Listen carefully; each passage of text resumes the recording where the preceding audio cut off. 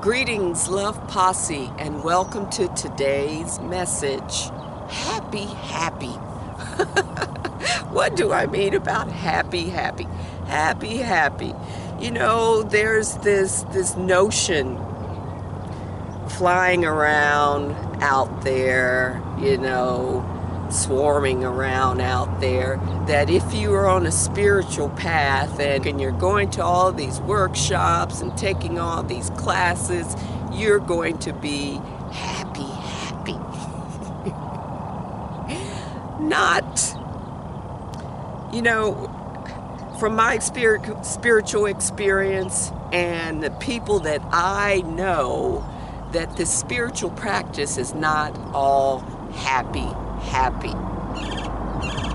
No, it's this idea which is misleading and doesn't help people on a spiritual path. It's being perpetuated by some aspects of the New Age community and self-help community, but it's not helpful. Because anyone that is on a spiritual path knows that you are slogging through the mud. You are slogging through your childhood wounds and your hurts and your pains and the things that you refuse to face and your shadows, working to integrate those shadows that you find disgusting and shameful, right?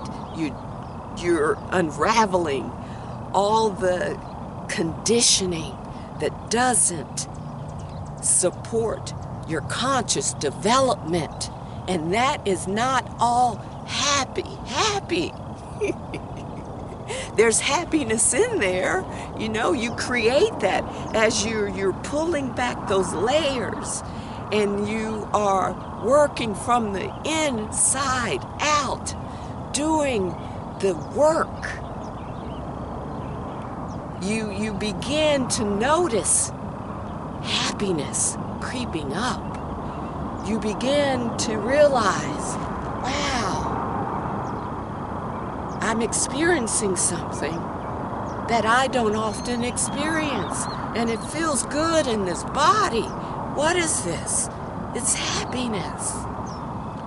But it doesn't necessarily come from all of these pep rallies, right? These spiritual pep rallies. Woo!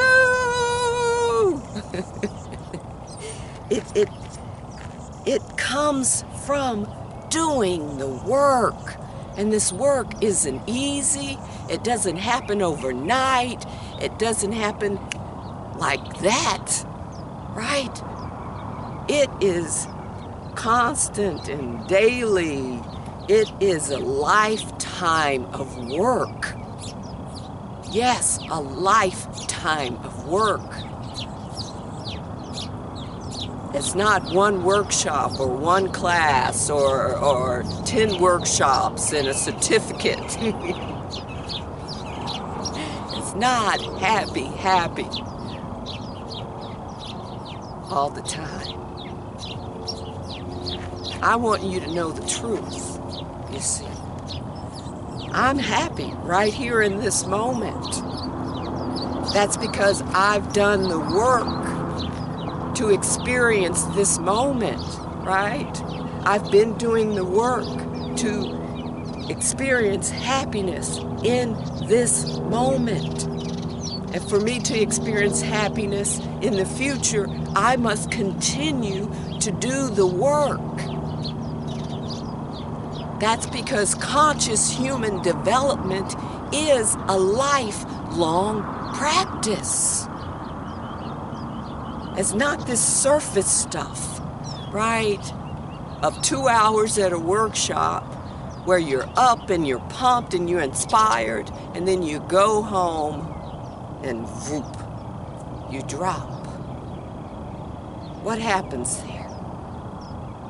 because much of what you receive is not sustainable. Because you have to truly understand that a spiritual practice is challenging, hard, difficult work that you must choose to do. Right? It's getting down to the nitty-gritty. Ooh, I like that word. Those words, nitty-gritty, getting down to the root, to the earth of who you are, what you're radiating in the world, right? What's holding you back? What's triggering you? Your ideas, your beliefs, your conditioning. Why you can't let certain things go. That's a lifelong practice. It takes longer than 2 hours or a weekend at a retreat, right? It's not all happy. Doesn't mean you won't experience happiness, because we create happiness. It becomes an experience out of creation. We are creators of happiness, right? If you are not experiencing happiness, doesn't mean there's something wrong with you, right? That's another problem with these aspects of self-help and New Age would perpetuate this happy, positive all the time, rhetoric. Can't be positive all the time, right? You can see some positive things in your situation and life, but it's not 100% all the time, 24 hours a day. And there's nothing wrong with you if you're not positive all the time. You see? There's nothing wrong with feeling. There's nothing wrong with our emotions. They help us to gauge where we are. They help us to gauge where we need to focus. They help us to gauge where we are undeveloped, where our consciousness is undeveloped. Right? Some aspects of this spiritual industry, it's an industry now, wants us to believe that if we're not positive all the time and not happy and not saying, positive things, if we are not sharing with the world this sunny side of things all the time, then we're not spiritual and there's something wrong with us. That's insane. That's unconscious, right? Because we're here to learn from our experiences of joy and sadness, pain and sorrow, happiness and love, right? That's the spiritual practice, that when you are not happy, when you're going through grief and sadness, when you're angry, to dig down deep and go to the root of it, to process it, right? To take action to transform that anger,